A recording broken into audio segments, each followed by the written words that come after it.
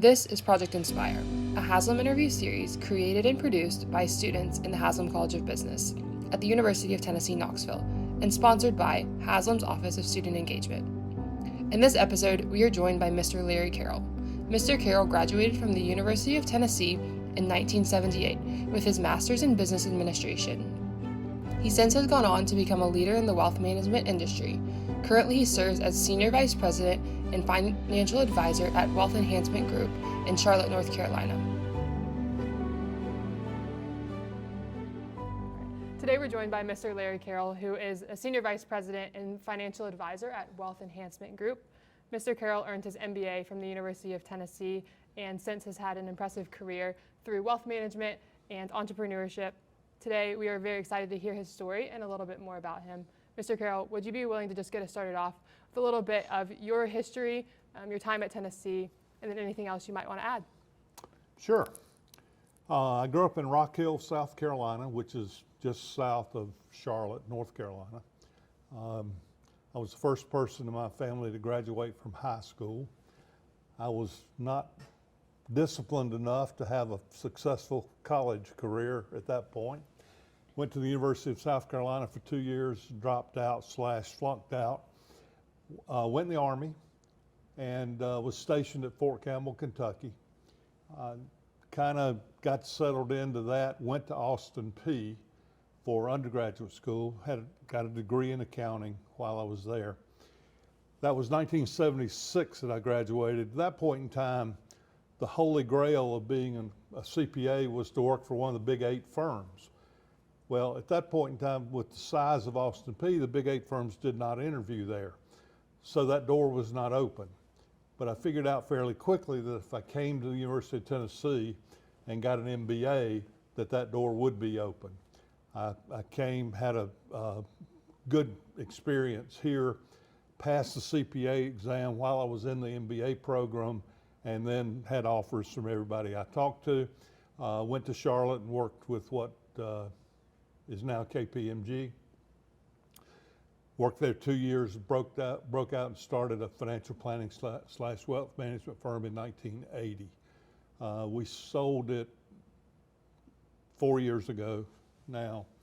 And at that point in time, we had 58 people and $5 billion under management. So it was probably the biggest independent firm between Atlanta and Washington, D.C. at that point. Very impressive. So it worked out great. Yes. And can you talk to us a little bit more about the decision, the risk that you took leaving CPA, accounting, going into wealth management? I'll tell you a story. Everybody has their own perspective on risk. So I had decided to start the firm, and I resigned on a Monday morning. And as usual, they told me I didn't need to work 2 weeks, just clean my desk out and be gone by the end of the day. So I walked around the office saying goodbye to some of the people that I knew there. I walked in a friend's office named David, and I said, David, I just resigned. I'm leaving to start an independent firm in the financial planning business. And he thought a second, and he looked at me and said, Larry, what will you do if it doesn't work? Well, let's think about it. If it didn't work, I was a CPA with 2 years experience with a national firm, had an MBA from a top school, had a great undergraduate accounting degree. What happens if it doesn't work? I get a job. So from my perspective, there was no risk. From his perspective, all he saw was risk. So it depends on how you interpret all that. But fortunately, I didn't have to go get another job. It worked out fairly well. So job security is having a skill set. If you have a skill set, you can take some risk knowing that you can go somewhere else. Absolutely. That's a great advice to draw on as a young professional now, is that it's a skill set, and it's a lot about those skills which you can offer, not necessarily exactly having the right path in front of you at the moment. But I want to go back to your time here at the University of Tennessee. Is there any experience, organization that you wish you had have been involved in? Well, when I was here, I had a wife, a child, a a graduate assistantship plus going to school, I didn't do much other than go to school. It was a pretty full-time job at that point. And I don't remember at that point in time that UT had all these different clubs that they have now. I get all the communications, and I'm just amazed at the number of different things y'all have available here and things to plug into and learn from, which is great, including the torch funds. Yes. There's a lot. Absolutely. There are so many opportunities, and that's something that's really shaped my time here at the university. Yeah. Has just been all of the opportunities. And since you mentioned the Torch Fund, I'll go ahead and jump there. Can you speak to a little bit of your value that you see in the Torch Fund, why you chose to donate towards that cause, and why you choose to be back here each year to support them as well? Well, both my wife and I are aware of the fact that we wouldn't be where we are if it weren't for having a great education. So most of the philanthropic things we do are built around education. And the Torch Funds had an immediate appeal to me because of the hands-on aspects of learning the investment business and the ability to really find out whether you're interested in that as a career or not. I've always been impressed with the students that we see in the presentations that they do. They come to Charlotte one day a year, usually in the winter to spring, and spend a day in the office with us. And I've just been impressed with everything I see. This university has some really top-notch students that they're turning out across all the different curriculum that I see. Yes. And what are a few of those aspects of University of Tennessee graduates that you see, whether intangible or tangible, those experiences like Torch Funds? You know, quite often in the financial investment industry, you get great technicians. That doesn't always mean they have a lot of interpersonal skills. I'm just constantly impressed with the interpersonal skills from the students here. Maybe it's because of all those clubs they've been involved with or presentations they have had to make, and more working on teams than 30 or 40 years ago. But the interpersonal skills are great, and it's an important part of business. Quite often, for a lot of people, the technical skills are easy. A lot of people can analyze a financial statement or whatever.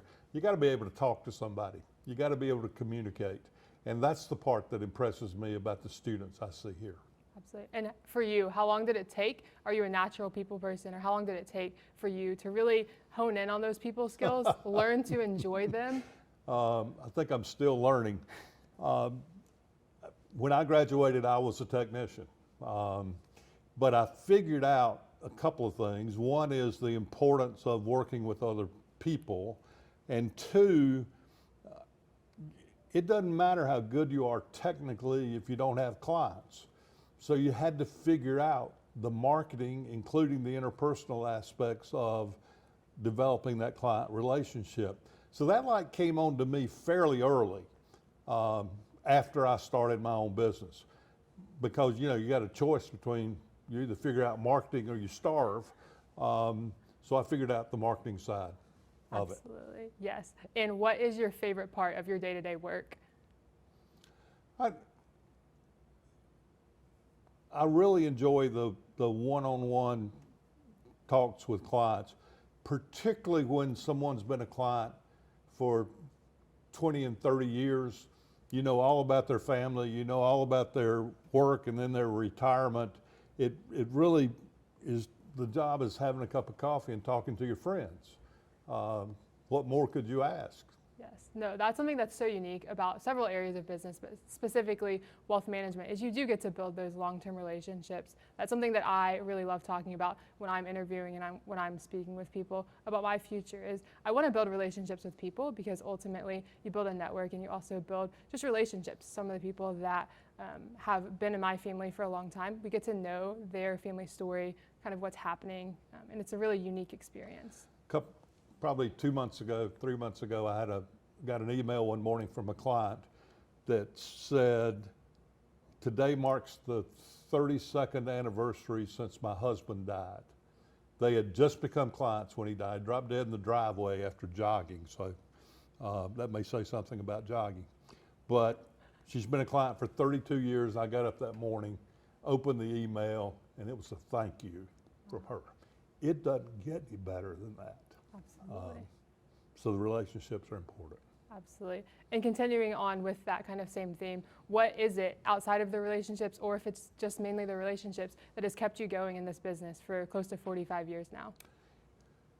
You know, the financial planning and advice, as well as the investment markets, to me, it's like working math problems all day. It's or putting together jigsaw puzzles. There's always interesting stuff going on. People's lives change, tax laws change, markets change by the minute. So you're always dealing with new stuff, and you're trying to evaluate and get this puzzle solved to get the person to where they need to be. So from my perspective, it's not work. I might be working jigsaw puzzles if I didn't have a job. Absolutely. And what advice would you give to specifically young professionals looking to go into the same space as you? What do you look for in those people that you're bringing into your own firm? Well, I look for two things, and some of this is easy and some of it's more difficult to evaluate, but I want to see their interpersonal skills, their ability to carry on a conversation. The way I explain it to people is, I'm not going to hire anybody that I don't want to have dinner with. If I don't want to sit with them for 2 hours and have dinner, they can't work for us. So likability is extremely important. And that you can, as a student, you can work on. As an employer, you can evaluate pretty easily. The more difficult thing that we're looking for is pure and simple work ethic. Get things done. Harder to evaluate, particularly off of a resume or a piece of paper, but it's the other real key. If you have those two things, you're going to do very well. Absolutely, yes. I think just in the world, if you're able to do those things, you're able to make it a lot further than most people. And work ethic and discipline are the things that are really going to push you over the finish line. Yeah, one of the things I would add from a student perspective is I think quite often students make mistakes in the electives that they take because they take another finance course or another accounting course.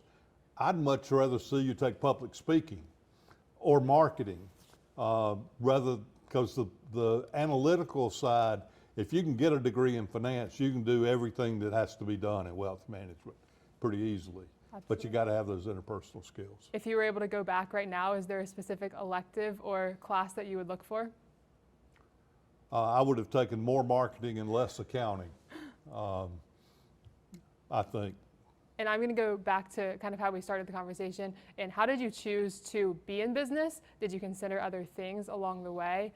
Or was business kind of what just made sense for you? Well, I think I'm probably a little bit too entrepreneurial to work for someone else. I'm just kind of wired that way.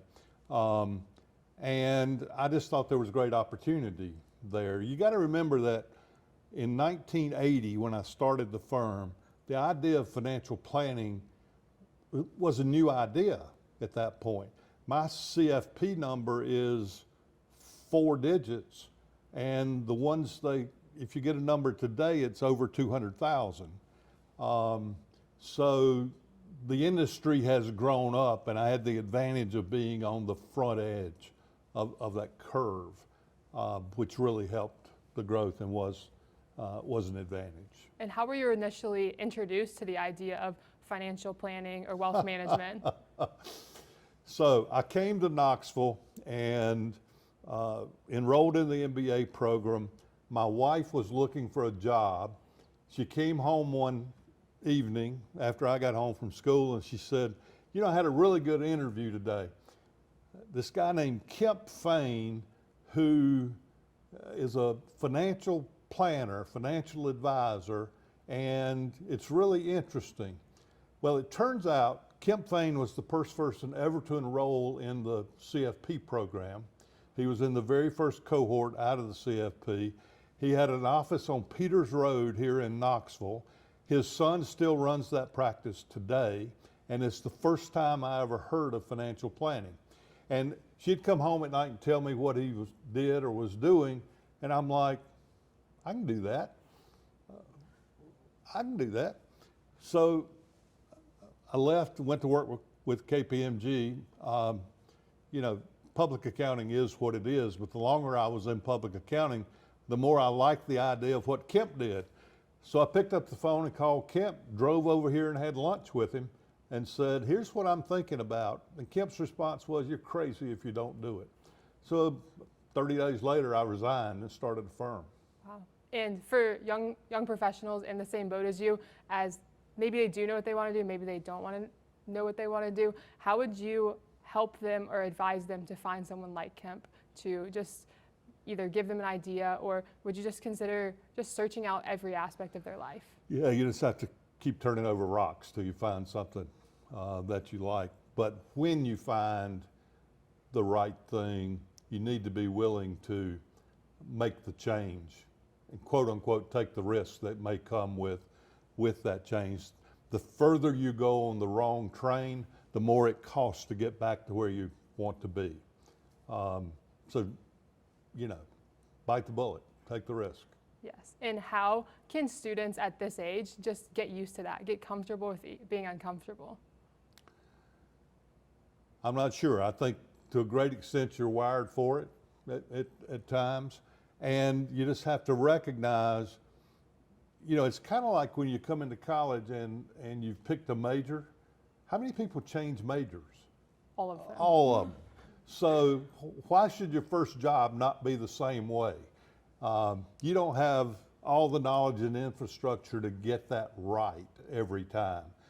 So if you're not going to get it right, you got to be willing to make the change and go in the direction you want to go. Absolutely. If you find the right thing, you're going to enjoy all 40 or 50 years of your career. Absolutely. And when you're choosing an early career position, like I am right now, is there something in which you look for, or you would advise to look for, whether it be to advance technical skills, continue to invest in those interpersonal kind of soft skills, or just a mixture of all of the above? Well, I would spend time on exactly who I'm going to be working for and trying to interpret whether they're going to provide me the growth that I'm looking for. Rather than just a job. Think about it as a career, and is this person going to help me get to where I want to be? The second thing I would say is, for the best and the brightest coming out of this school, don't go into situations that have a low ceiling, where even if you're very successful, you can't go very far. The best and the brightest ought to be looking for places with really high ceilings, where they can have a long and great career there. Yes. And how did you deal with going into a career when you were leaving KPMG and there's not a lot of natural mentorship if you're going to work for yourself and be an entrepreneur? I didn't have a plan for figuring it out, but I had enough self-confidence to think I would figure it out. And I starved for 3 years. My wife supported me for 3 years. She still reminds me of that periodically. But some of this you just have to step out there and, you know, if you've got the skill set, you've got the desire, you'll figure it out. You don't have to know everything up front. Absolutely. And as leadership goes in your career, many young people in my position are looking to be leaders in their career. How would you define that, either for yourself or just in general, defining leadership? Great leaders help the people on their team get what they want in their own self-interest. Great leaders are concerned about your growth and are going to help you grow. You don't identify leaders by the number of followers that they have. You identify leaders by the number of other leaders they have developed over time. So not only look to the person you're talking to and the person you're going to work for, look at everything around them. Do they have people on their team that have been there 20 years, or has everybody been there 2 years or less? There's just information in that. But a leader's job is to develop the people to accomplish the goal. Yes. And as you've gone through your career, how have you seen your leadership change, and what's the hardest thing that you've had to change in your leadership style? Well, I think that what's been hard for me is at times having the patience that it can take. It's also hard, but extremely important for a leader to get rid of what I call the turkeys, the non-performers. You got to be willing to do that because you need to put together a team that's all eagles. And then you feed your eagles to help get them where they want to be. So I think I was probably slow in identifying just the idea that it's all about developing the team and what you can accomplish through others. If you're a pure technician, you only got so many hours, you can only turn out so much. It's about building the team around you. And then jumping over to your time and building your firm, what is something that you prioritize so that you would really service your clients as best as possible and really become an identifiable firm across the Southeast and nationally?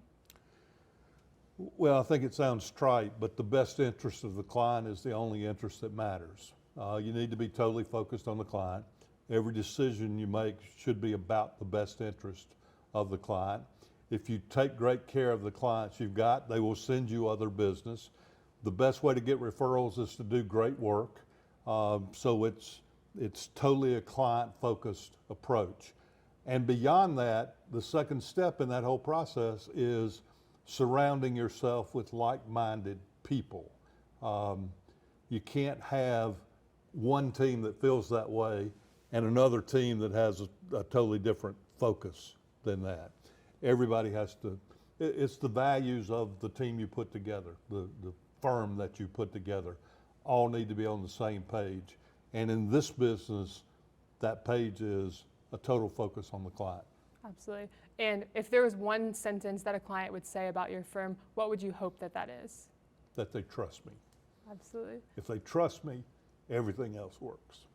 And how do you continue to build that trust when you're having potentially hard conversations with people, when you're having conversations about their family and personal things? How do you continue to build that trust and also fulfill both fiduciary duties and other? Well, I mean, there's a fair amount written about building trust, but I would say a couple of things work very well. I think people have more trust in people that are good communicators. Stay away from the jargon, learn to explain things in such a way that a client that's not a financial person understands it. I think that helps build trust. The second point I would make about building trust is being 100% predictable. Predictable meaning you show up on time, prepared, you do everything you say you're going to do. They never have to worry about whether you're going to show up and do what you said you're going to do. And you add that to the communication, and I think you build trusting relationships. Absolutely. So would you say that in trusting relationships, just doing the simple things that shouldn't be asked are That's correct. most important? It's basic blocking and tackling. If you do that right, you can build a lot of trust with people. Absolutely. And then when observing just young talent in your industry, how do you identify somebody that you believe is going to come in and do those things when you're maybe having an interview with them that's an hour, or even if you're going to dinner with them? How do you really identify those things? This probably isn't the answer you're looking for, but I'm of the mindset that nobody gets all the hiring decisions right. And if I'm not going to get the hiring decisions right, I need to be willing to fire. And I think most small business people, managers, entrepreneurs struggle with that way too much. And they keep mediocre people in place. Everybody's pretty good with their great employees. Most people are willing to get rid of their really bad employees. The problem is the ones in the middle that aren't bad enough to fire, but not good enough to be one of your real eagles. You got to deal with those situations. And I don't think you can always do that in a 1-hour interview. Absolutely. And how over your career have you either implemented that yourself of learning to deal with those people in the middle and train those people around you to also do the same thing? You can teach a person skills and how to do jobs, particular jobs. I don't think you can teach a person work ethic, integrity, basic intelligence. So as a leader, I'm willing to do the ones that can be taught. As a leader, I'm also willing to eliminate people when I realize they just don't fit. Absolutely. And then I'm going to hop over to the financial markets and just understanding what really interests you in the financial markets, and then also over a very long successful career, what are the biggest changes you've seen? Well, I think the markets are much bigger and much more efficient now. You know, all college students own crypto, right? Everybody has some knowledge of markets, and I think one of the big lessons of the financial markets that I have to address quite often is the simple idea that nobody knows nothing. You can watch CNBC for 30 minutes and get a bull, a bear, and a neutral pretty easily. So you tend to have a confirmation bias. You listen to the one that fits how you think to start with, but there's way too much media involvement where people think the presenter knows what they're talking about or has the right answers to it. More often than not, they don't know any more than you do, including me. They shouldn't listen to me either. Something that we talk about through Torch Funds and just in finance classes is seeing through all of the fluff of the media and those types of things. For someone who's young with not a lot of experience really in the markets, how do you encourage them and help them to understand, to see through those things? Well, you got to be a sponge for information.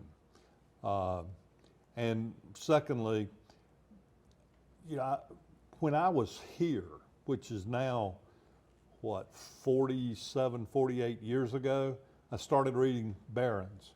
The great thing about Barron's is it takes a skeptical view of a lot of things. And that's what you have to learn when you're drawing information from the media. What's wrong with what I'm hearing? How could this go wrong? Does this make sense?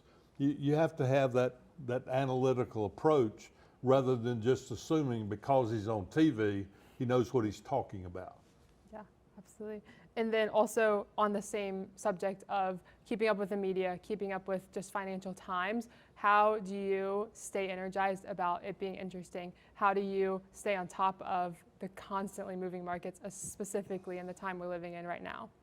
Well, you got to sort through a lot of stuff from the perspective of eliminating pretty quickly the things that don't matter, and trying to get focus on the real things that do matter. I was in a conversation with a student, not at UT, a week ago, and they're talking about their finance professor does not trust value line numbers.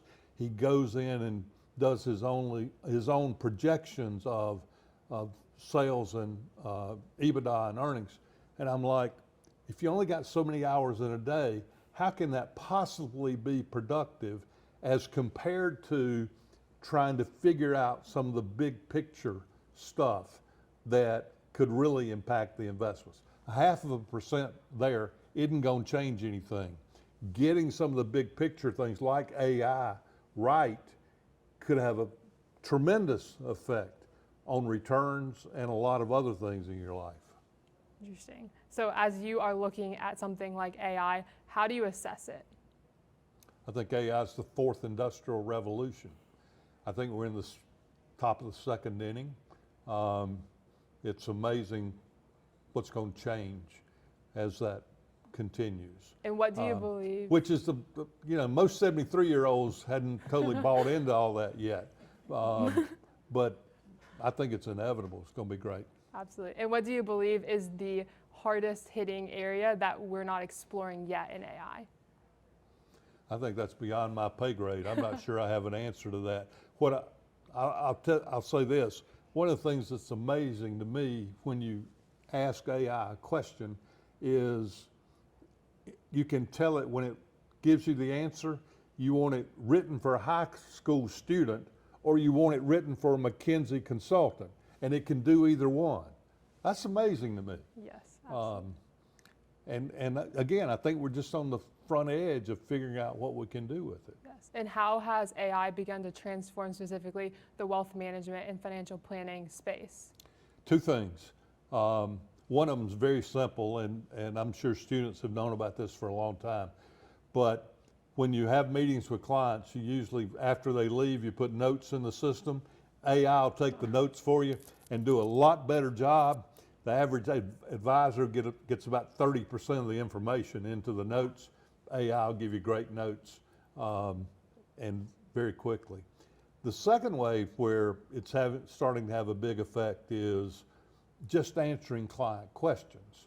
A client asked me about a Roth IRA conversion. I can ask AI and send them this beautiful explanation of all the issues there, and they think I've worked on it for hours. And 5 minutes, you have it to them. So it's making the back office part of what we do a lot more efficient. And what that should translate into over time is letting you deal with more clients, because the back office is more efficient. If you deal with more clients, income goes up. Absolutely. And as being pretty far in your career, how have you taken on AI so quickly and become so accepting of it so quickly, whereas many people, like you were kind of inferring before, haven't yet jumped on the train and haven't yet used it? One, I've got a lot of young people in the office, and that helps a lot.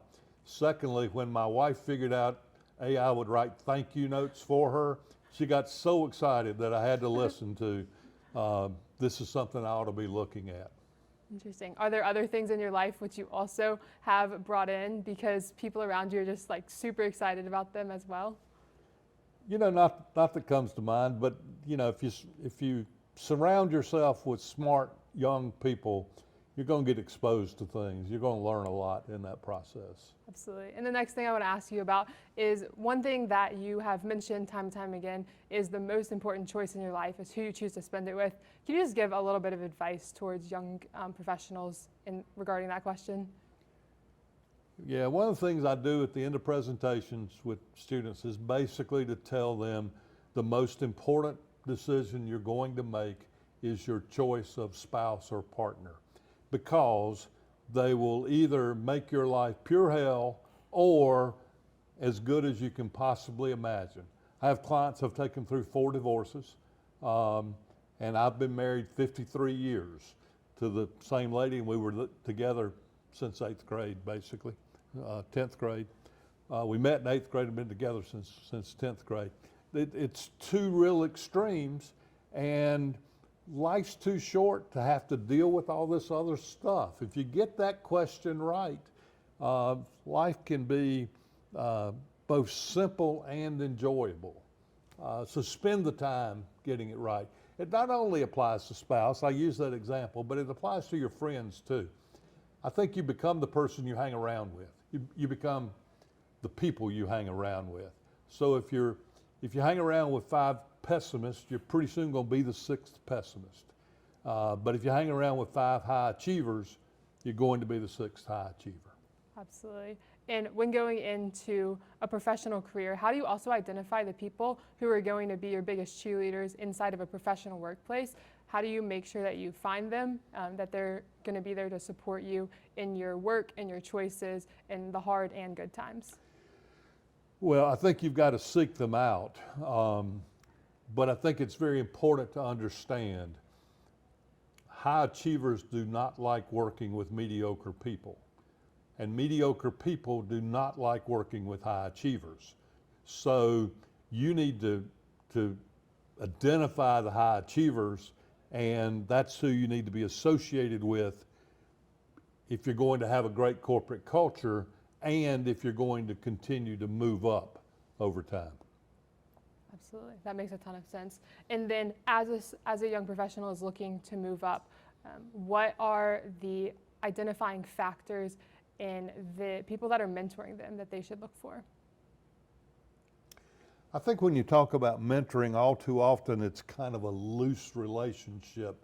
It's somebody you could ask a question of if you had one. I think what you're looking for in a mentor and this, you may not easily identify this when you first walk in the door, but over time you can. You want a relationship with this person where you've asked them to be your mentor, you've scheduled regular meetings with them to make sure that process happens, that you don't leave it to chance, or it's not just when you happen to have a question. Make it a structured process to make sure you get the mentoring you need. Interesting. That's a perspective in which I honestly haven't heard before, to have such a tactical plan moving into it.